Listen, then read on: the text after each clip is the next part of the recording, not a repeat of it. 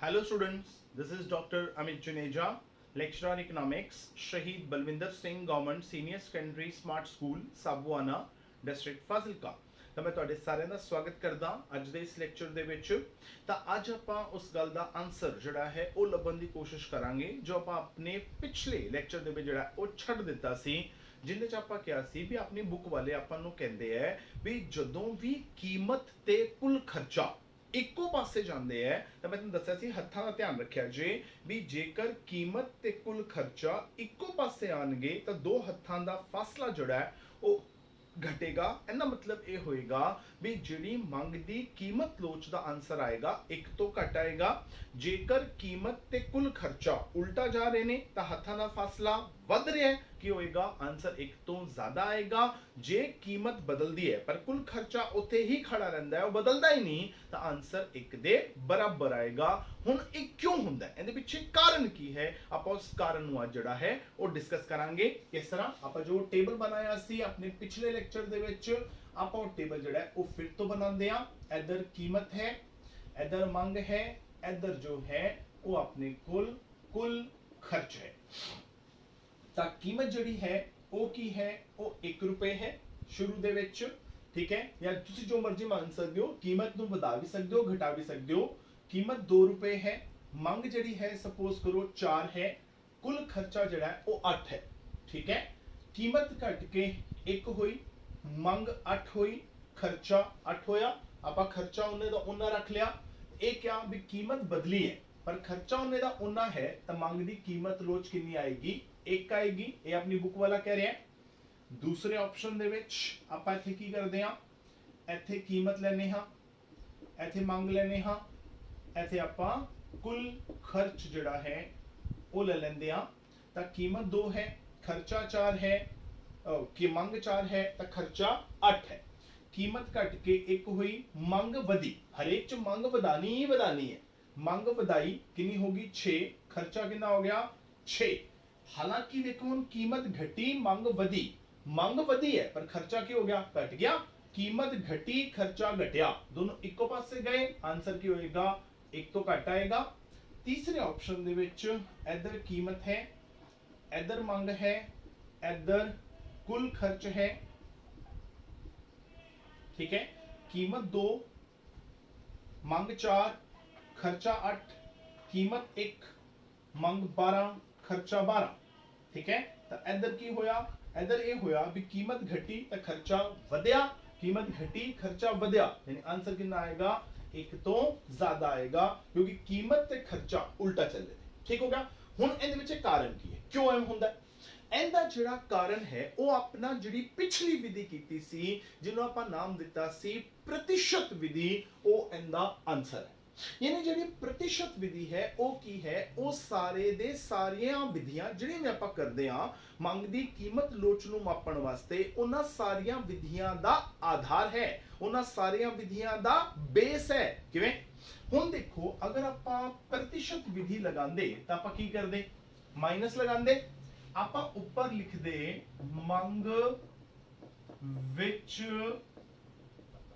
ਹੋਣ ਵਾਲਾ प्रतिशत बदलाव डिवाइडेड बाय आपा कर दे कीमत विच होने वाला प्रतिशत बदलाव,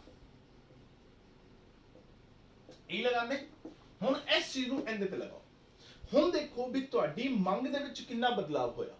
देखो ध्यान ये रखना है सिर्फ इस गल दा भी मंग ते कीमत दा बदलाव उल्टा लेना है, क्योंकि कीमत ते मंग उल्टा जांदे ने एक दूजे तो। कीमत घटदी है तो मंग वधदी है, कीमत वधदी है तो मंग घटदी है। तो पहला मंग सी 4, हुण होगी 8।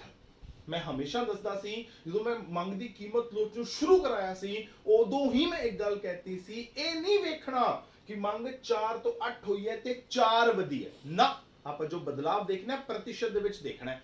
तो अगर प्रतिशत च ना भी देखिए, देसी भाषा च भी देखिए, मैं कहूंगा लो जी पहला 4 सी जी हुण 8 है, तब दुगनी होगी, 4 तो 8 की हो गया दुगनी, तो आपां मंग कितनी होगी दुगनी यानी कि 2। हुण जे मंग दे विच उपर तो हेठा आयो तां कीमत दे विच हेठा तो उपर जाना है, क्योंकि उल्टा जाना है दोनों ने एक दूजे तो। हुण देखो मंग 4 तो 8 यानी कि दुगनी, कीमत 1 तो 2, एक पहला 1 सी हुण 2 की हो गया दुगनी, 2/2 आंसर कितना 1। तो आपको पहले क्या से आंसर कितना आएगा 1 आएगा। हुणे होर क्लियर होने वाला है। अगले चेक करो, फिर बराबर लाया, मंग हुई 4 तो 6, ठीक, यानी मंग चाहना है ऊपर तो हेठा, 4 तो 6, पहला एक चीज 4 सी हुण 6 है, कितनी होगी 1.5 गुना, 1.5 गुना हुई तो 1.5। कीमत विच की करना है हेठा तो उत्ते जाना है, कीमत हुई 1 तो 2, 1 तो 2 यानी कितनी होगी दुगनी तो बटा 2, 1.5 बटा 2 कितना आया 0.75, 0.75 जरा ना 1 तो घट होंदा है, ठीक। अगले देखो मंग हुई 4 तो 12, पहला 4 सी हुण 12, हुण देखो मंग ऊपर लिखनी है कीमत थल्ले लिखनी है, मंग 4 तो 12 यानी पहला 4 सी हुण 12 यानी किन्ने गुना होगी 3 गुना, तो 3। कीमत जड़ी है वो हुई 1 तो 2, 1 तो 2 यानी कि दुगनी डिवाइडेड बाय 2, 3/2 1.5, 1.5 जड़ा ना 1 तो ज्यादा हुंदा है, यानी जड़ी अपनी कुल खर्च विधि है उनका आधार जड़ा है उनका बेस जड़ा है वो की है वो अपनी प्रतिशत विधि ही है। यानी आपां उवें ही मंग विच होने वाला बदलाव ते कीमत च होने वाला बदलाव देख रहे हां, पर हुण आपां कीमत दा प्रभाव मंग ते ना देख के कीमत दा प्रभाव खर्चे ते देख रहे हां, तां उस हिसाब ते देखो अगर कीमत दे बदलन नाल खर्चे दे ऊपर कोई प्रभाव पैंदा है तां मंग तां बदलेगी ही बदलेगी ना, ठीक है। बिना मंग नूं बदले खर्चा किवें बदल लोगे, ठीक। तां की करना है आपां पुराना फार्मूला लावांगे, ध्यान इस गल दा रखना है भी जे मंग दे विच ऊपर तो थल्ले आ रहे हो ਤਾਂ ਕੀਮਤ ਦੇ ਵਿੱਚ ਥੱਲੇ ਤੋਂ ਉੱਪਰ ਜਾਣਾ ਹੈ, ਕਿਉਂਕਿ ਕੀਮਤ ਤੇ ਮੰਗ ਜਾਂਦੇ ਨੇ ਉਲਟਾ ਇੱਕ ਦੂਜੇ ਤੋਂ, ਤਾਂ ਕੀਮਤ ਜਿਹੜੀ ਹੈ ਉਹ ਦੇਖੋ ਮੰਗ ਦੇਖੋ ਉਸ ਹਿਸਾਬ ਤੇ ਫਾਰਮੂਲੇ 'ਚ ਵੈਲਿਊ ਪੁੱਟ ਕਰੋ ਤਾਂ ਮੰਗ ਜਿਹੜੀ ਹੈ ਉਹ 4 ਤੋਂ 8 ਹੋਗੀ ਯਾਨੀ ਕਿ 2 ਗੁਣਾ ਹੋਗੀ, 2 ਗੁਣਾ ਹੋਗੀ ਤਾਂ 2। ਇਧਰ ਕੀਮਤ 1 ਤੋਂ 2 ਹੋਗੀ ਯਾਨੀ ਪਹਿਲਾਂ 1 ਸੀ ਹੁਣ 2, 2 ਗੁਣਾ ਤਾਂ 2/2 ਆਨਸਰ 1। ਅਗਲਾ ਦੇਖੋ मंग जड़ी है 4 तो 6, 4 तो 6 मतलब 1.5 गुना, 1.5 गुना मतलब 1.5, कीमत जड़ी है 1 तो 2 यानी कि दुगनी 1.5/2 0.75। इधर मंग 4 तो 12 यानी कि 3 गुना, 3 गुना मतलब 3, ठीक है। कीमत 1 तो 2, 1 तो 2 मतलब 2 गुना बटा 2, 3/2 1.5, आंसर की होएगा 1 तो ज्यादा आएगा। एक कारण है इनके पीछे कि क्यों कीमत बदले खर्चा ओने दा ओना रवे, देखो कीमत बदली 2 तो 1 होई, खर्चा ओने दा ओना, तो आंसर कितना 1। कीमत बदली तो बदलदे की होया घटी, कीमत घटी खर्चा घटिया, दोनों इको पासे गए, आंसर 1 तो घट, कीमत घटी खर्चा वधिया, कीमत ते खर्चा उल्टा गए, आंसर 1 तो वध। उनके पीछे आ कारण जड़ा है वो काम करता पिया।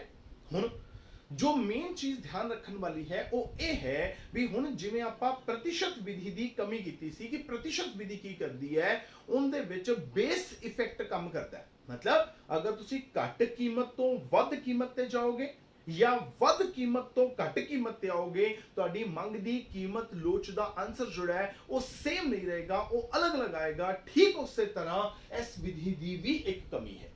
हुण वो कमी की है, हुण तुहानू खुद नजर आ रही है तुहाडे सामने वो कमी कि क्या आपां किहा सी मंग दी कीमत लोच दियां 5 डिग्रीज हुंदियां ने, किहड़ियां किहड़ियां 0 1 तो घट, 1 तो वृद्ध, 1 दे बराबर ते इनफिनिटी 5 कीतियां सी ना।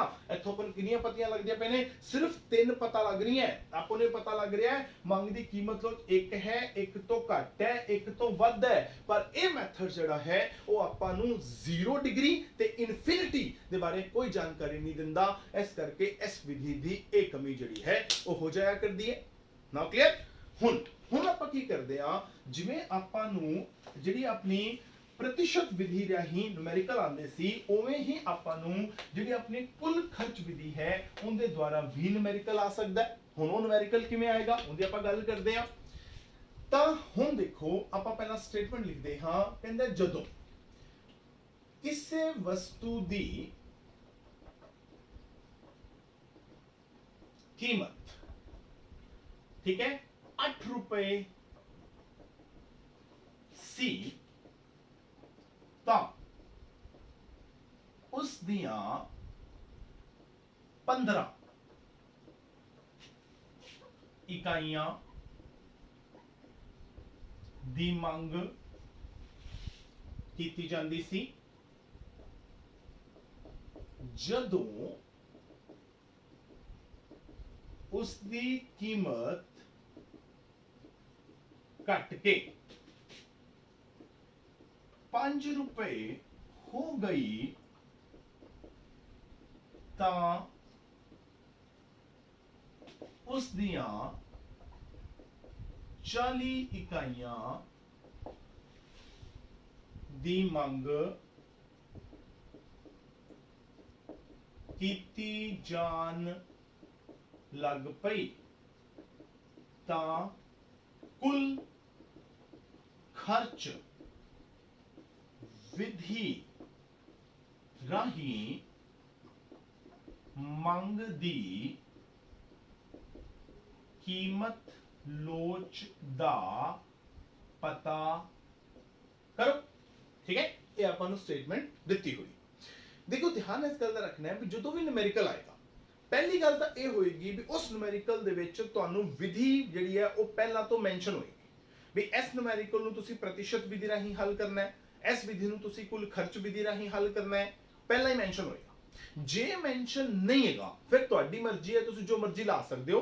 ਠੀਕ ਹੈ, ਉਹਦੇ 'ਚ ਕੋਈ ਗਲਤ ਨਹੀਂ ਹੋਏਗਾ। ਤਾਂ ਹੁਣ ਹਮੇਸ਼ਾ ਦੀ ਤਰ੍ਹਾਂ ਜੋ ਜੋ ਆਪਾਂ ਨੂੰ ਦਿੱਤਾ ਹੋਇਆ ਪਹਿਲਾਂ ਆਪਾਂ ਉਹ ਲਿਖਾਂਗੇ। ਸਭ ਤੋਂ ਪਹਿਲਾਂ ਆਪਾਂ ਨੂੰ ਕੀ ਦਿੱਤਾ ਹੋਇਆ, ਹੁਣ ਦੇਖੋ ਆਪਾਂ ਕੁੱਲ ਖਰਚ ਵਿਧੀ ਨਿਕਾਲਣੀ ਹੈ ਤਾਂ ਖਾਨੇ ਕਿਹੜੇ ਬਣਨਗੇ, ਇੱਕ ਕੀਮਤ ਬनेगी, इधर अपनी मंग बनेगी, इधर की बनेगा कुल खर्च बनेगा क्योंकि उन्हें अपन कुल खर्च विधि किया। कहना हुन जदों दी कीमत 8 रुपए सी तां कीमत 8 कहना उस दियां 15 इकाइयां दी मंग कीती जांदी सी यानी मंग होगी 15। हुन 8 रुपए दी एक चीज है, तुसी 15 चीज़ां खरीददे पे हो तो 15 8 120 तां कुल खर्चा कितना है तुहाडा 120। कहना जदों उस दी कीमत घट के 5 रुपए होगी तां कीमत घट के 5 रुपए ਤਾਂ ਉਸ ਦੀਆਂ 40 ਇਕਾਈਆਂ ਦੀ ਮੰਗ ਹੋਣ ਲੱਗ ਪਈ ਤਾਂ ਮੰਗ ਕਿੰਨੀ ਹੋਗੀ 40। ਹੁਣ ਕੀਮਤ ਹੈ 5 ਰੁਪਏ, ਤੁਸੀਂ 40 ਚੀਜ਼ਾਂ ਖਰੀਦਦੇ ਪਏ ਹੋ, ਇਹਦਾ ਮਤਲਬ ਕੁੱਲ ਖਰਚਾ ਕਿੰਨਾ ਹੋ ਰਿਹਾ 200 ਰੁਪਏ ਆ ਗਿਆ। ਹੁਣ ਕਹਿੰਦਾ ਇਸ ਆਧਾਰ ਤੇ ਮੰਗ ਦੀ ਕੀਮਤ ਲੋਚਦਾ ਪਤਾ ਕਰੋ। ਹੁਣ ਤੁਸੀਂ ਸਿੱਧਾ ਨਹੀਂ ਲਿਖਣਾ, ਹੁਣ ਆਪਾਂ ਕੀ ਲਿਖਾਂਗੇ, ਥੱਲੇ ਇੱਕ ਲਾਈਨ ਲਿਖਾਂਗੇ, ਉਹਦੇ ਚ ਆਪਾਂ ਲਿਖਾਂਗੇ ਕਿ ਕਿਉਂਕਿ ਉਪਰੋਕਤ तालिका विच कीमत अते कुल खर्च, हुण देखो हुण कीमत घटी है ते कुल खर्चा वधिया, कीमत घटी कुल खर्चा वधिया यानी कि कीमत ते कुल खर्चा गए एक दूजे तो उल्टा। ताकि लिखांगे कीमत अते कुल खर्च एक दूजे तो विपरीत दिशा वल जा रहे हैं, विपरीत चले ने ते उल्टा जाएंगे तो हुण की होएगा, इसलिए मंग दी कीमत लोच जे उल्टा जाएंगे तो की होएगा, मंग दी कीमत लोच इकाई तो वध होएगी। ठीक हो गया, यानी हुण आपां नूं सिर्फ इन्ना पता लगदा पिया भी मंग दी कीमत लोच जिहड़ी है इकाई तो वध है यानी कि एक तो वध है, पर है कितनी ਇਹ ਵਿਧੀ ਆਪਾਂ ਨੂੰ ਉਹਦੇ ਬਾਰੇ ਕੁਝ ਨਹੀਂ ਦੱਸਦੀ। ਤੇ ਦੋ ਜਿਹੜੀਆਂ ਨੇ ਇਹ ਇਸ ਵਿਧੀ ਦੀਆਂ ਮੇਨ ਕਮੀਆਂ ਨੇ। ਕਮੀਆਂ ਕੀ ਨੇ, ਪਹਿਲਾ ਆਪਾਂ ਨੂੰ ਸਿਰਫ ਤਿੰਨ ਦਰਾਂ ਬਾਰੇ ਦੱਸਦੀ ਹੈ, ਇਕਾਈ ਤੋਂ ਘੱਟ, ਇਕਾਈ ਤੋਂ ਵੱਧ, ਇਕਾਈ ਦੇ ਬਰਾਬਰ। ਤੀਜਾ ਸਿਰਫ ਇਹ ਦੱਸਦੀ ਹੈ ਵੀ ਇਕਾਈ ਤੋਂ ਘੱਟ ਹੈ, ਪਰ ਘੱਟ ਹੈ ਕਿੰਨੀ ਦੱਸਦੀ ਨਹੀਂ, ਇਕਾਈ ਤੋਂ ਵੱਧ ਹੈ ਕਿੰਨੀ ਹੈ ਦੱਸਦੀ ਨਹੀਂ। ਤਾਂ ਇਹ ਦੋ ਵਿਧੀਆਂ ਦੋ ਕਮੀਆਂ ਜਿਹੜੀਆਂ ਨੇ ਇਸ ਵਿਧੀ ਦੀਆਂ ਹੋ ਜਾਣਗੀਆਂ। ਪਰ ਸੋਚੋ ਅਗਰ ਉਹ ਕੀ ਕਰੇ, ਅਗਰ ਉਹ ਇਸ ਚੀਜ਼ ਨੂੰ ਕੀ ਕਰੇ, ਚੇਂਜ ਕਰ ਦੇਵੇ। ਆਪਾਂ ਹੁਣ ਇੱਕ ਨੂਮੈਰੀਕਲ ਹੋਰ ਲਿਖਦੇ ਆ ਜੋ ਆਮ ਤੌਰ ਤੇ ਪੇਪਰ ਦੇ ਵਿੱਚ ਆਂਦਾ। ਹੁਣ ਕੀ ਹੋਏਗਾ, ਆਪਾਂ ਨੂੰ ਇੱਕ ਸਟੇਟਮੈਂਟ ਦਿੱਤੀ ਹੋਏਗੀ, ਆਪਾਂ ਨੂੰ ਕਹੇਗਾ ਵੀ ਤੁਸੀਂ ਕੀ ਕਰਨਾ ਹੈ, ਉਸ ਨੂਮੈਰੀਕਲ ਨੂੰ ਜਿਹੜਾ ਹੈ ਪ੍ਰਤੀਸ਼ਤ ਵਿਧੀ ਰਾਹੀਂ ਵੀ ਹੱਲ ਕਰਨਾ ਹੈ ਤੇ ਕੁੱਲ ਖਰਚ ਵਿਧੀ ਰਾਹੀਂ ਵੀ ਹੱਲ ਕਰਨਾ ਹੈ। मतलब दोनों मेथड लगाने ने। ਹੁਣ ਦੋਨੋਂ ਕਿਵੇਂ ਲਗਾਵਾਂਗੇ ਉਹਦੇ ਵਾਸਤੇ ਆਪਾਂ ਕੀ ਕਰਦੇ ਆ ਇੱਕ ਸਟੇਟਮੈਂਟ ਜਿਹੜੀ ਹੈ ਉਹ ਆਪਾਂ ਲਿਖ ਲੈਂਦੇ ਆ ਕਿਸ ਤਰ੍ਹਾਂ ਕਹਿੰਦਾ ਲਿਖੋ ਸਭ ਤੋਂ ਪਹਿਲਾਂ ਕਹਿੰਦਾ ਜਦੋਂ ਕਿਸੇ वस्तु की कीमत 10 रुपए सी तां उस दियां 10 इकाइयां दी मंग कीती जांदी सी ਜਦੋਂ उस वस्तु की कीमत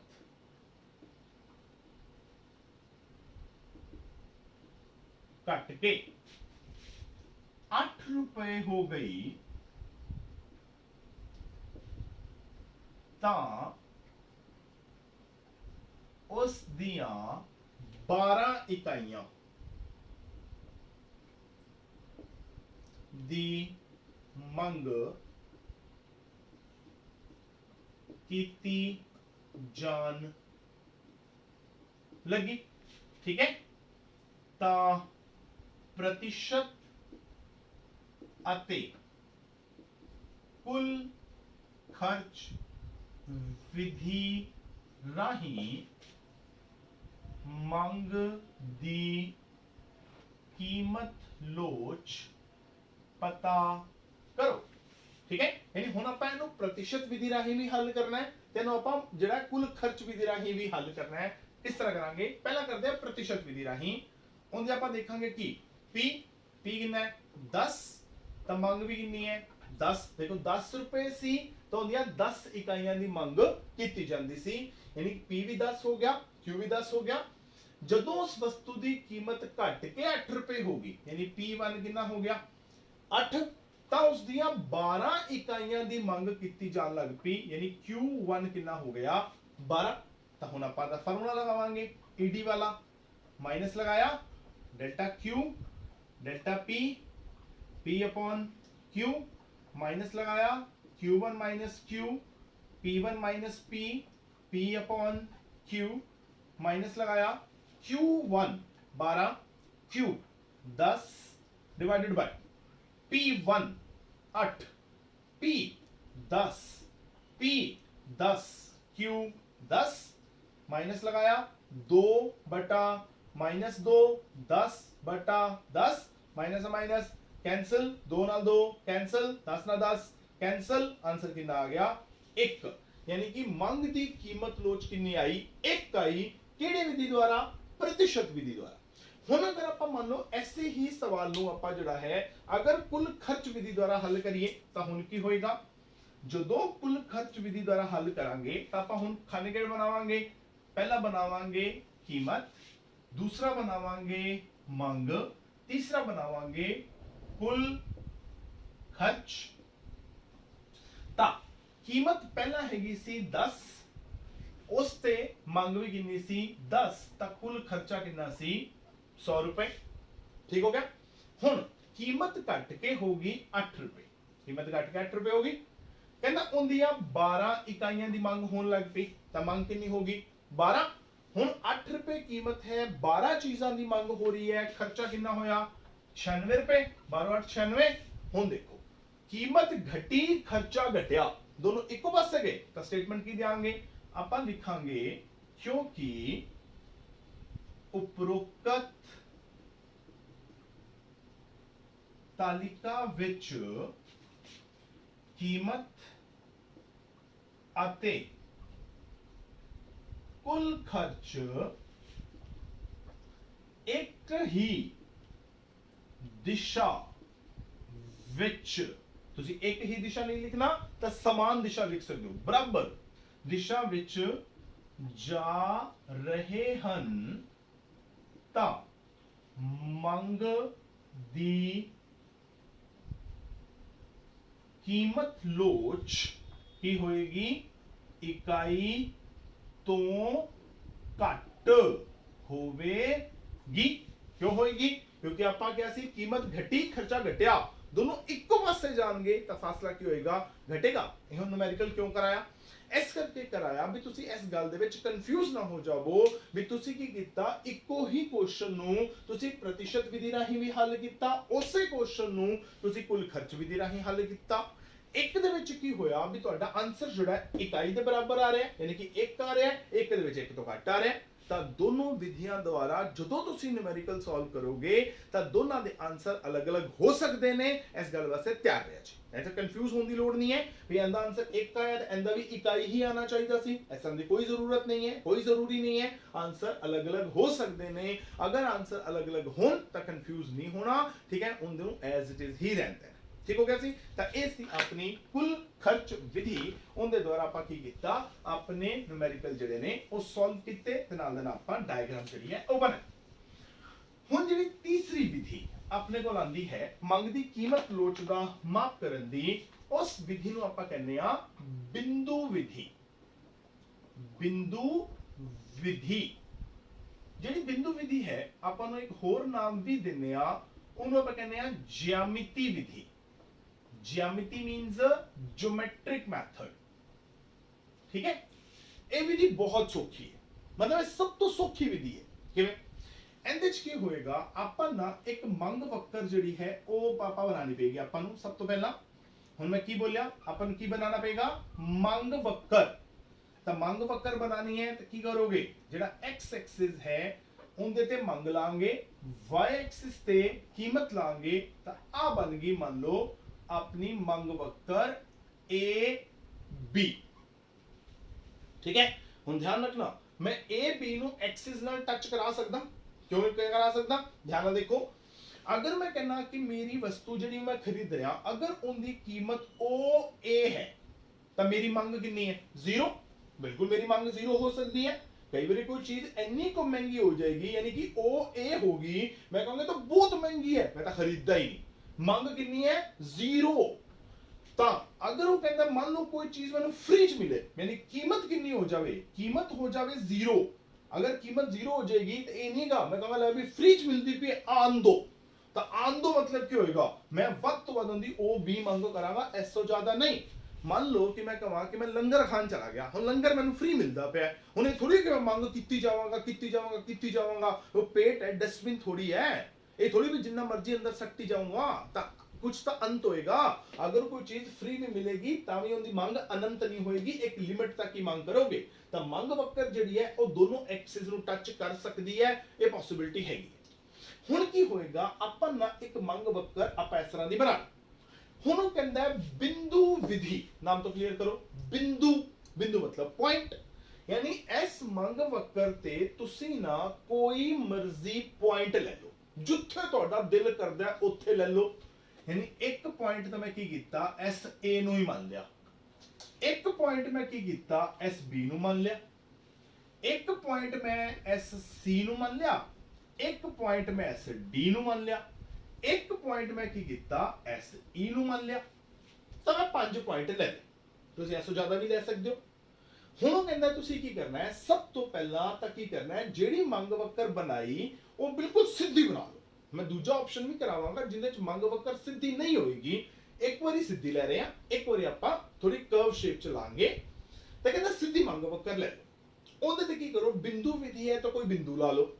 ਫਿਰ ਕੀ ਕਰਨਾ ਹੈ, ਤੁਸੀਂ ਮੰਗ ਦੀ ਕੀਮਤ ਲੋਚ ਜਿਹੜੀ ਹੈ ਉਹ ਪਤਾ ਕਰਨੀ ਹੈ, ਯਾਨੀ ਕਿ ਈਡੀ। ਉਹ ਕਿਵੇਂ ਹੋਏਗੀ, ਕਹਿੰਦਾ ਉਹ ਪਤਾ ਲੱਗੇਗੀ ਕਿ ਬਿੰਦੂ ਤੋਂ ਮੰਗ ਵਕਰ ਦਾ ਹੇਠਲਾ ਹਿੱਸਾ ਡਿਵਾਈਡਡ ਬਾय ਬਿੰਦੂ ਤੋਂ ਮੰਗ ਵਕਰ ਦਾ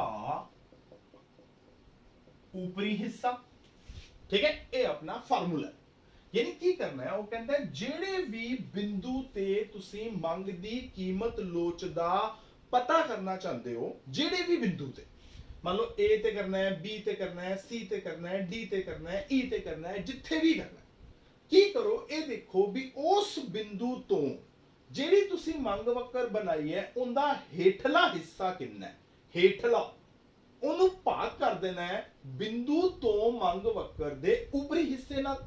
ਜਿਵੇਂ ਅਗਰ ਮੰਨ ਲਓ ਮੈਂ ਕਹਿੰਦਾ ਕਿ ਇੱਥੇ ਪਿਕਚਰ ਇੱਕ ਲਾਈਨ ਲਗਾ ਲੈਂਦੇ ਆ, ਮੰਨ ਲਓ ਮੈਂ ਕਹਾਂ ਕਿ ਮੈਂ A ਪੁਆਇੰਟ ਤੇ ਮੰਗ ਦੀ ਕੀਮਤ ਲੋਚ ਦਾ ਪਤਾ ਕਰਨਾ ਹੈ A ਪੁਆਇੰਟ, ਤਾਂ ਆ ਪਿਆ A ਪੁਆਇੰਟ। ਹੁਣ ਮੰਗ ਵਕਰ ਆਪਣੀ A ਤੋਂ ਸ਼ੁਰੂ ਹੋ ਰਹੀ ਹੈ B ਤੇ ਖਤਮ ਹੋ ਰਹੀ ਹੈ, ਤਾਂ A ਤੋਂ ਮੰਗ ਵਕਰ ਦਾ ਹੇਠਲਾ ਹਿੱਸਾ ਕਿੰਨਾ ਹੈ, ਮਤਲਬ ਮੰਗ ਵਕਰ ਹੇਠਾਂ ਕਿੰਨੀ ਹੈ, ਹੇਠਾਂ ਹੈਗੀ ਹੈ AB, ਹੇਠਾਂ ਆ ਗਈ ਨਾ A ਤੋਂ ਹੇਠਾਂ ਕਿੰਨੀ ਹੈ, A ਤੋਂ ਹੇਠਾਂ ਹੈਗੀ ਹੈ AB, ਤਾਂ ਹੇਠਾਂ ਆ ਗਈ AB ਬਟਾ ਬਿੰਦੂ ਤੋਂ ਮੰਗ ਵਕਰ ਦਾ ਉਪਰੀ ਹਿੱਸਾ। ਹੁਣ A ਤੋਂ ਉੱਪਰ ਦਾ ਹੈ ਹੀ ਨਹੀਂ, ਅਗਰ A ਤੋਂ ਉੱਪਰ ਹੈ ਹੀ ਨਹੀਂ ਤਾਂ ਉੱਪਰ ਕਿੰਨਾ ਹੋ ਗਿਆ 0, ਤਾਂ ਕੁਝ ਵੀ ਨੂੰ ਡਿਵਾਈਡ ਕੀਤਾ 0 ਦੇ ਨਾਲ, ਕਿਸੇ ਵੀ ਚੀਜ਼ ਨੂੰ 0 ਨਾਲ ਭਾਗ ਕਰੋਗੇ ਤਾਂ ਆਨਸਰ ਕਿੰਨਾ ਆਏਗਾ ਇਨਫਿਨਿਟੀ, ਯਾਨੀ ਕਿ A ਪੁਆਇੰਟ ਤੇ ਮੰਗ ਦੀ ਕੀਮਤ ਲੋਚ ਕਿੰਨੀ ਆ ਗਈ ਇਨਫਿਨਿਟੀ, ਯਾਨੀ ਕਿ ਅਨੰਤ। ਹੁਣ ਸਪੋਜ਼ ਕਰੋ ਮੈਂ B ਪੁਆਇੰਟ ਤੇ ਪਤਾ ਲਗਾਣੀ, ਹੁਣ B ਪੁਆਇੰਟ ਤੇ ਮੰਗ ਆ ਦੇਖੋ ਬਿੰਦੂ ਲੈ ਲਿਆ, ਬਿੰਦੂ ਤੋਂ ਮੰਗ ਵਕਰ ਦਾ ਹੇਠਲਾ ਹਿੱਸਾ, ਹੁਣ B ਤੋਂ ਥੱਲੇ ਤਾਂ ਮੰਗ ਵਕਰ ਹੈ ਹੀ ਨਹੀਂ, ਯਾਨੀ ਹੇਠਲਾ ਹਿੱਸਾ ਹੈ ਹੀ ਨਹੀਂ, ਤਾਂ ਕਿੰਨਾ ਹੋ ਗਿਆ 0। ਹੁਣ B ਤੋਂ ਮੰਗ ਵਕਰ ਦਾ ਉਪਰੀ ਹਿੱਸਾ, ਉੱਪਰ ਕਿੰਨੀ ਹੈਗੀ ਹੈ B ਤੋਂ ਲੈ ਕੇ A ਤੱਕ, ਤਾਂ BA, ਤਾਂ 0 ਬਟਾ BA ਕਿੰਨਾ ਆ ਗਿਆ 0, ਤਾਂ B ਪੁਆਇੰਟ ਤੇ ਮੰਗ ਦੀ ਕੀਮਤ ਲੋਚ ਕਿੰਨੀ ਆ ਗਈ 0, ਕਿਉਂਕਿ 0 divided by something always equal to 0।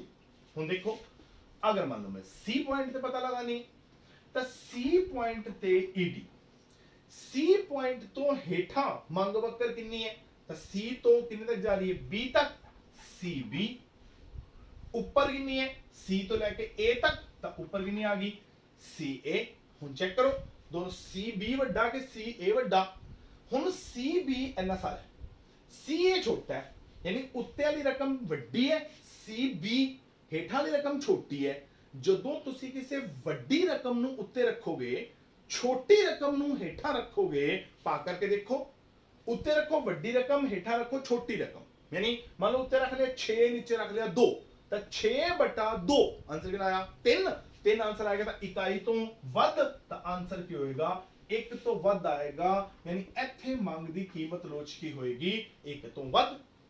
ਠੀਕ, ਫਿਰ ਆ ਜਾਓ D ਪੁਆਇੰਟ ਤੇ, ਹੁਣ D ਪੁਆਇੰਟ ਤੇ ਮੰਗ ਵਕਰ ਹੇਠਾਂ ਕਿੰਨੀ ਹੈ DB, ਤਾਂ ਮੰਗ ਵਕਰ ਹੇਠਾਂ ਹੈ DB, ਉੱਤੇ ਕਿੰਨੀ ਹੈ D ਤੋਂ A, ਤਾਂ ਉੱਪਰ ਹੈ DA। ਹੁਣ ਦੇਖੋ ਛੋਟਾ ਕਿਹੜਾ ਵੱਡਾ ਕਿਹੜਾ, ਹੁਣ ਦੇਖੋ ਹੁਣ ਆ ਰਿਹਾ DB, ਇਹ ਛੋਟਾ ਹੈ, DA ਇਹ ਵੱਡਾ ਹੈ, ਯਾਨੀ ਹੁਣ ਉੱਤੇ ਰੱਖੋ ਰਕਮ ਛੋਟੀ, ਹੇਠਾਂ ਰੱਖੋ ਵੱਡੀ, ਯਾਨੀ ਉੱਤੇ ਰੱਖੋ ਹੁਣ 2 ਤੇ ਹੇਠਾਂ ਰੱਖੋ 4, 2 ਬਟਾ 4 ਕਿੰਨਾ 1 ਬਟਾ 2, 1 ਬਟਾ 2 ਮਤਲਬ 0.5, 0.5 ਮਤਲਬ 1 ਤੋਂ ਘੱਟ, ਆਨਸਰ ਕੀ ਹੋਏਗਾ 1 ਤੋਂ ਘੱਟ ਆਏਗਾ, ਇੱਥੇ ਮੰਗ ਦੀ ਕੀਮਤ ਲੋਚ 1 ਤੋਂ ਘੱਟ ਹੋਏਗੀ। ਹੁਣ ਆ ਜਾਓ E ਪੁਆਇੰਟ ਤੇ, E ਪੁਆਇੰਟ ਤੇ ਮੰਗ ਵਕਰ ਹੇਠਾਂ ਕਿੰਨੀ ਹੈ EB, ਉੱਪਰ ਕਿੰਨੀ ਹੈ EA, ਤਾਂ EB EA, ਮੈਂ ਕੀ ਕੀਤਾ E ਨੂੰ ਬਿਲਕੁਲ ਵਿਚਕਾਰ ਲੈ ਲਿਆ, ਯਾਨੀ ਜਿੰਨਾ ਹੇਠਾਂ ਹੈ ਉਨਾ ਉੱਪਰ ਹੈ, ਯਾਨੀ ਹੇਠਾਂ ਤੇ ਉੱਪਰ ਬਰਾਬਰ ਬਰਾਬਰ, ਆ ਦੋਨੋਂ ਬਰਾਬਰ ਹੋਣਗੇ, ਉੱਤੇ ਵੀ ਰੱਖੋ 4 ਥੱਲੇ ਵੀ ਰੱਖੋ 4, 4 ਬਟਾ 4 1, ਆਨਸਰ ਕਿੰਨਾ ਆਏਗਾ 1 ਦੇ ਬਰਾਬਰ ਆਏਗਾ। ਇਸ ਪੁਆਇੰਟ ਤੇ ਮੰਗ ਦੀ ਕੀਮਤ ਲੋਚ ਕਿੰਨੀ ਹੋਏਗੀ ਇਕਾਈ ਦੇ ਬਰਾਬਰ ਹੋਏਗੀ। ਚੱਲ ਕਲੀਅਰ ਹੋਗੀ, ਤਾਂ ਬਹੁਤ ਸਿੰਪਲ ਹੈ, ਕੁਝ ਨਹੀਂ ਕਰਨਾ, ਜਿਸ ਪੁਆਇੰਟ ਤੇ ਮੰਗ ਵਕਰ ਬਣਾ ਲਓ, ਮੰਗ ਵਕਰ ਦੇ ਜਿਸ ਵੀ ਪੁਆਇੰਟ ਤੇ ਮੰਗ ਦੀ ਕੀਮਤ ਲੋਚ ਦਾ ਪਤਾ ਲਗਾਣਾ ਹੈ, ਕੀ ਕਰਨਾ ਹੈ ਉਸ ਪੁਆਇੰਟ ਤੋਂ ਕੀ ਕਰੋ, ਮੰਗ ਵਕਰ ਦੇ ਹੇਠਲਾ ਹਿੱਸਾ ਜਿਹੜਾ ਹੋਏਗਾ ਉਹਨੂੰ ਮੰਗ ਵਕਰ ਦੇ ਉੱਪਰੀ ਹਿੱਸੇ ਨਾਲ ਜਿਹੜਾ ਹੈ ਉਹ ਭਾਗ ਕਰ ਦਿਓ, ਤਾਂ ਆਨਸਰ ਆ ਜਾਏਗਾ। ਹੁਣ ਇਹ ਤਾਂ ਆਪਾਂ ਕੀਤਾ ਵੀ ਜਦੋਂ ਮੰਗ ਵਕਰ ਜਿਹੜੇ ਬਿਲਕੁਲ ਸਿੱਧੀ ਹੈ, ਵੀ ਸਿੱਧੀ ਦੀ ਕੀ ਹੋਏਗਾ, ਆਪਾਂ ਨੂੰ ਹੇਠਲਾ ਹਿੱਸਾ ਵੀ ਪਤਾ ਹੋਏਗਾ, ਆਪਾਂ ਨੂੰ ਉਤਲਾ ਹਿੱਸਾ ਵੀ ਪਤਾ ਹੋਏਗਾ, ਪਰ ਕਈ ਵਾਰੀ ਕੀ ਹੋਏਗਾ ਜਿਹੜੀ ਮੰਗ ਵਕਰ ਹੈ ਉਹ ਇਸ ਤਰ੍ਹਾਂ ਨਹੀਂ ਆਏਗੀ। ਉਹ ਕਹਿੰਦਾ ਹੈ ਮੰਨ ਲਓ ਵੀ ਤੁਹਾਡੀ ਮੰਗ ਵਕਰ ਜਿਹੜੀ ਹੈ ਉਹ ਸਿੱਧੀ ਰੇਖਾ ਨਹੀਂ ਹੈਗੀ, ਮਤਲਬ ਲੀਨੀਅਰ ਨਹੀਂ ਹੈਗੀ, ਤਾਂ ਫਿਰ ਕੀ ਹੋ ਸਕਦਾ ਹੈ, ਇਧਰ ਆਪਾਂ ਉਵੇਂ ਹੀ ਕੀਮਤ ਲਾਂਗੇ, ਇਧਰ ਆਪਾਂ ਮੰਗ ਲਾਂਗੇ। ਹੁਣ ਆਪਣੀ ਮੰਗ ਵਕਰ ਜਿਹੜੀ ਹੈ ਉਹ ਆਏ DD, ਹੁਣ ਮੈਂ ਇਸ DD ਦੇ ਇਸ A ਪੁਆਇੰਟ ਤੇ ਮੰਗ ਦੀ ਕੀਮਤ ਲੋਚ ਦਾ ਪਤਾ ਲਗਾਉਣਾ ਹੈ, ਤਾਂ ਆਪਾਂ ਫਾਰਮੂਲਾ ਕੀ ਲਾਵਾਂਗੇ, ਹੇਠਲਾ ਹਿੱਸਾ ਬਟਾ ਉੱਪਰੀ ਹਿੱਸਾ, ਹੁਣ ਹੇਠਲਾ ਹਿੱਸਾ ਤੁਸੀਂ ਕੀ ਕਹੋਗੇ? ਇਹਨੂੰ ਮੈਂ ਚਲ ਮੈਂ ਮੰਗ ਵਕਰ ਨੂੰ ਨਾਮ ਦੇ ਦੇਣਾ KJ, ਇਹਨੂੰ ਮੈਂ ਨਾਮ ਦਿੱਤਾ KJ। ਤੁਸੀਂ ਕੀ ਕਹੋਗੇ? ਹੇਠਲਾ ਹਿੱਸਾ AJ, ਉਤਲਾ ਹਿੱਸਾ AK। ਤੁਹਾਨੂੰ ਕੀ ਪਤਾ ਇਹ ਉੱਤੇ ਕਿੱਥੇ ਤੱਕ ਜਾਣ ਵਾਲੀ ਹੈ? ਤੁਹਾਨੂੰ ਕੀ ਪਤਾ ਵੀ ਹੇਠਾਂ ਕਿੱਥੇ ਤੱਕ ਜਾਣ ਵਾਲੀ ਹੈ? ਇਹ ਤਾਂ ਮੈਂ ਵੈਸੇ ਜੇ ਲਿਖਤਾ, ਅੱਗੇ ਪਤਾ ਨਹੀਂ ਕਿੱਥੇ ਜਾਣੀ ਹੈ, ਆਪਾਂ ਨੂੰ ਕੀ ਪਤਾ? ਯਾਨੀ ਨਾ ਹੁਣ ਆਪਾਂ ਨੂੰ ਹੇਠਲਾ ਹਿੱਸਾ ਪਤਾ ਤੇ ਨਾ ਆਪਾਂ ਨੂੰ ਉਤਲਾ ਹਿੱਸਾ ਪਤਾ। ਹੁਣ ਕੀ ਕਰਾਂਗੇ? ਅਗਰ ਇਸ ਤਰ੍ਹਾਂ ਦੀ ਮੰਗ ਵਕਰ ਆ ਜਾਵੇ, ਫਿਰ ਆਪਾਂ ਥੋੜਾ ਜਿਹਾ ਮੈਥ ਲਾਵਾਂਗੇ। ਆਪਾਂ ਕੀ ਕਰਾਂਗੇ? ਜਿਸ ਪੁਆਇੰਟ ਤੇ ਮੰਗ ਵਕਰ ਦੇ ਆਪਾਂ ਮੰਗ ਦੀ ਕੀਮਤ ਲੋਚ ਦਾ ਪਤਾ ਲਗਾਉਣਾ ਹੈ, ਉੱਥੇ ਆਪਾਂ ਨੂੰ ਕਿਉਂਕਿ ਹੇਠਲਾ ਹਿੱਸਾ ਉਤਲਾ ਹਿੱਸਾ ਨਹੀਂ ਪਤਾ, ਆਪਾਂ ਕੀ ਕਰਾਂਗੇ? ਉਸ ਪੁਆਇੰਟ ਤੇ ਇੱਕ ਟੈਂਜੈਂਟ ਡਰਾ ਕਰਾਂਗੇ। ਟੈਂਜੈਂਟ ਕੀ ਹੁੰਦਾ ਹੈ? ਟੈਂਜੈਂਟ ਹੁੰਦੀ ਹੈ ਇੱਕ ਸਿੱਧੀ ਲਾਈਨ ਜਿਹੜੀ ਕੀ ਕਰਦੀ ਹੈ? ਉਸ ਬਿੰਦੂ ਨੂੰ ਟੈਂਜੈਂਟ ਮਤਲਬ ਟੱਚ ਕਰਕੇ ਜਾਂਦੀ। ਹੁਣ ਧਿਆਨ ਰੱਖਣਾ, ਟੱਚ कराना है, कट नहीं कराना। मतलब कोई ऐसी लाइन नहीं खिंचनी ਜਿਹੜੀ ਨੂੰ ਕੱਟ ਮਾਰ ਕੇ ਜਾਵੇ ਨਾ, ਕੱਟ ਨਹੀਂ ਮਰਾਣਾ, ਟੱਚ ਕਰਾਣਾ। ਟੱਚ ਕਿਵੇਂ ਕਰਾਉਣਾ? ਹੁਣ ਦੇਖੋ, ਅਗਰ ਬਿਲਕੁਲ ਸਕੇਲ ਲੈ ਕੇ ਇੱਕ ਐਜਾ ਸਿੱਧੀ ਲਾਈਨ ਖਿੱਚੋ ਜਿਹੜੀ A ਪੁਆਇੰਟ ਨੂੰ ਟੱਚ ਕਰਕੇ ਜਾਵੇ, ਤਾਂ ਮੰਨ ਲਓ ਇਹਦਾ ਨਾਮ ਆ ਗਿਆ TL। ਠੀਕ ਹੋ ਗਿਆ? ਹੁਣ ਦੇਖੋ, ਹੁਣ ਤੁਹਾਨੂੰ ਹੇਠਲਾ ਹਿੱਸਾ ਪਤਾ ਲੱਗ ਗਿਆ। ਹੁਣ ਹੇਠਲਾ ਹਿੱਸਾ ਕਿਹੜਾ ਹੈ? AL। ਅਗਰ ਮੰਨ ਲਓ ਮੰਗ ਦੀ ਕੀਮਤ ਲੋਚ ਪਤਾ ਲਗਾਣੇ ਹੋਵੇ, ਹੇਠਲਾ ਹਿੱਸਾ AL, ऊपरी हिस्सा कितना AT। ਤਾਂ ਵੱਡਾ ਛੋਟਾ ਵੇਖ ਕੇ ਪਤਾ ਲੱਗ ਜਾਏਗਾ ਕਿ ਮੰਗ ਦੀ ਲੋਚ ਦਾ ਆਨਸਰ ਜਿਹੜਾ ਹੈ ਉਹ ਕਿੰਨਾ ਹੈ। ਵੀ ਅਗਰ ਉਤਲਾ ਹਿੱਸਾ ਵੱਡਾ ਹੈ ਤਾਂ ਇੱਕ ਤੋਂ ਜ਼ਿਆਦਾ, ਅਗਰ ਹੇਠਲਾ ਹਿੱਸਾ ਵੱਡਾ ਹੈ ਇੱਕ ਤੋਂ ਘੱਟ। ਮੰਨ ਲਓ ਮੈਂ ਕਹਾਂ ਕਿ ਹੁਣ ਮੈਂ ਇਸ B ਪੁਆਇੰਟ ਤੇ ਪਤਾ ਲਗਾਣਾ ਹੈ, ਤਾਂ ਹੁਣ ਕੀ ਕਰਨਾ ਹੈ? ਇਸ B ਪੁਆਇੰਟ ਤੇ ਇੱਕ ਟੈਂਜੈਂਟ ਲਗਾਓ। ਯਾਨੀ ਇਸ ਤਰ੍ਹਾਂ ਦੀ ਲਾਈਨ ਖਿੱਚੋ ਸਿੱਧੀ, ਬਿਲਕੁਲ ਸਿੱਧੀ, ਜਿਹੜੀ ਕੀ ਕਰੇ? ਜਿਹੜੀ B ਪੁਆਇੰਟ ਨੂੰ ਟੈਂਜੈਂਟ ਕਰਕੇ ਜਾਵੇ। ਮੰਨ ਲਓ ਇਹਨੂੰ ਮੈਂ ਨਾਮ ਦੇਤਾ PS। ਠੀਕ, ਤਾਂ ਹੁਣ ਮੰਗ ਦੀ ਕੀਮਤ ਲੋਚ ਕਿੰਨੀ? ਥੱਲੇ ਕਿਹੜਾ ਰਿਹਾ? BS, ਉੱਪਰ ਕਿਹੜਾ ਰਿਹਾ? BP। ਤਾਂ ਹੇਠਾਂ ਵੱਡੇ ਛੋਟੇ ਦਾ ਹਿਸਾਬ ਲਗਾ ਕੇ ਮੰਗ ਦੀ ਕੀਮਤ ਲੋਚ ਦਾ ਪਤਾ ਲੱਗ ਜਾਏਗਾ। ਠੀਕ ਹੈ? ਅਗਰ ਮੰਨ ਲਓ ਮੈਂ ਪਤਾ ਲਗਾना है C ਪੁਆਇੰਟ ਤੇ, ਠੀਕ ਹੈ? ਜੇ C ਪੁਆਇੰਟ ਤੇ ਪਤਾ ਲਗਾਣਾ ਤਾਂ ਹੁਣ ਕੀ ਕਰਾਂਗੇ? ਹੁਣ ਆਪਾਂ C ਪੁਆਇੰਟ ਤੇ ਟੈਂਜੈਂਟ ਲਗਾ ਦੇਵਾਂਗੇ। ਹੁਣ ਉਹ ਕਿਵੇਂ ਲੱਗੇਗਾ? ਹੁਣ ਇੱਕ ਐਜਾ ਟੈਂਜੈਂਟ ਖਿੱਚੋ ਜਿਹੜਾ ਬਿਲਕੁਲ C ਪੁਆਇੰਟ ਨੂੰ ਟੱਚ ਕਰਕੇ ਜਾਵੇ, ਤਾਂ ਆ ਗਿਆ। ਇਹਨੂੰ ਆਪਾਂ ਨਾਮ ਦੇਤਾ ਮੰਨ ਲਓ ZW। ਤਾਂ ਹੁਣ ਹੇਠਲਾ ਹਿੱਸਾ ਕਿੰਨਾ? CW, ਉਤਲਾ ਹਿੱਸਾ ਕਿੰਨਾ? CZ। ਸਕੇਲ ਦੀ ਮਦਦ ਲਓ, ਮਾਪ ਲਓ, ਹੇਠਲਾ ਹਿੱਸਾ ਵੱਡਾ ਹੈ ਕਿ ਉਤਲਾ ਹਿੱਸਾ ਵੱਡਾ ਹੈ, ਉਸ ਹਿਸਾਬ ਤੇ ਮੰਗ ਦੀ ਕੀਮਤ ਲਓ ਤਾਂ ਆਨਸਰ ਆ ਜਾਏਗਾ। ਤਾਂ ਇਸ ਵਿਧੀ ਦੁਆਰਾ ਆਪਾਂ ਵੀ ਕੀ ਕਰ ਸਕਦੇ ਹਾਂ? ਮੰਗ ਦੀ ਕੀਮਤ ਲੋਚ ਦਾ ਪਤਾ ਲਗਾ ਸਕਦੇ ਹਾਂ ਮੰਗ ਵਕਰ ਦੇ ਕਿਸੇ ਵੀ ਬਿੰਦੂ ਦੇ। ਪਰ ਹੁਣ ਜਿਵੇਂ ਹਰੇਕ ਵਿਧੀ ਦੀ ਕੁਝ ਨਾ ਕੁਝ ਕਮੀ ਸੀ, ਇਹਦੀ ਵੀ ਕਮੀ ਹੈ। ਹੁਣ ਇੱਕ ਕਮੀ ਕੀ ਹੈ? ਆਪਾਂ ਕੀ ਕੀਤਾ? ਆਪਾਂ ਇੱਕ ਮੰਗ ਵਕਰ ਬਣਾਈ, ਯਾਨੀ ਆਪਾਂ ਇੱਧਰ ਲਿਖਿਆ ਮੰਗ, ਇੱਧਰ ਲਿਖਿਆ ਕੀਮਤ। ਆ ਮੰਨ ਲਓ ਆਪਣੀ ਮੰਗ ਵਕਰ ਆ ਗਈ AB। ਆਪਾਂ ਕਿਹਾ ਵੀ ਆਪਾਂ ਇਸ C ਪੁਆਇੰਟ ਤੇ ਮੰਗ ਦੀ ਕੀਮਤ ਲੋਚ ਦਾ ਪਤਾ ਲਗਾ ਲਾਂਗੇ। C ਤੇ ਕਿੰਨੀ ਹੋਏਗੀ? CB ਬਟਾ CA। ਆਪਾਂ ਕੀ ਕਰਾਂਗੇ? ਇਸ D ਪੁਆਇੰਟ ਤੇ ਵੀ ਪਤਾ ਲਗਾ ਲਾਂਗੇ। D ਪੁਆਇੰਟ ਤੇ ਕਿੰਨੇ ਬਰਾਬਰ ਹੋਏਗੀ? DB ਬਟਾ DA, DB ਬਟਾ DA। ਪਰ ਇਹਨੇ ਆਪਾਂ ਨੂੰ ਇਹ ਤਾਂ ਦੱਸਤਾ ਵੀ C ਪੁਆਇੰਟ ਤੇ ਇੰਨੀ, D ਪੁਆਇੰਟ ਤੇ ਇੰਨੀ, ਪਰ C ਤੇ D ਦੇ ਵਿਚਕਾਰ ਕਿੰਨੀ ਹੋਏਗੀ ਇਹ ਨਹੀਂ ਦੱਸਦਾ।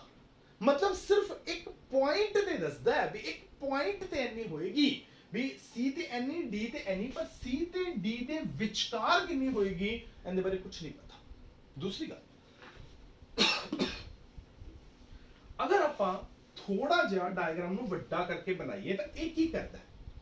ਇਹ ਇੱਕ ਬਿੰਦੂ ਤੇ ਜ਼ਰੂਰ ਮਾਪਦਾ ਹੈ। ਕਿਸ ਤਰ੍ਹਾਂ?